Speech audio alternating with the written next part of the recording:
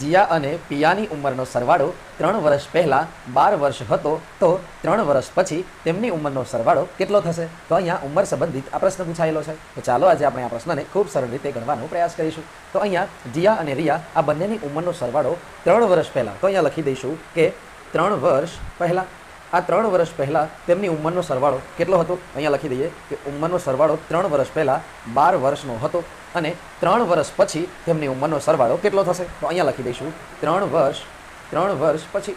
તો હવે 3 વર્ષ પછી તેની ઉંમરનો સરવાળો કેટલો થશે એ આપણે અહીંયા શોધવાનું છે.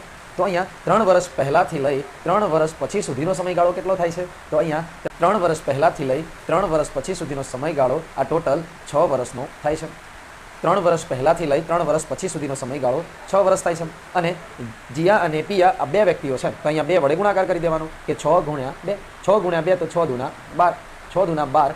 આ 12 વર્ષ આવ્યા તે આપણે આ 12 વર્ષમાં ઉમેરી દઈશું એટલે 12 વત્તા 12, 12 દુના 24. તો આપણો જવાબ મળી ગયો કે જીયા અને પિયાના ઉંમરનો 3 વર્ષ પહેલાં તેની ઉંમરનો સરવાળો 12 વર્ષ હોય તો 3 વર્ષ પછી તેમની બંનેની ઉંમરનો સરવાળો 24 વર્ષ થશે.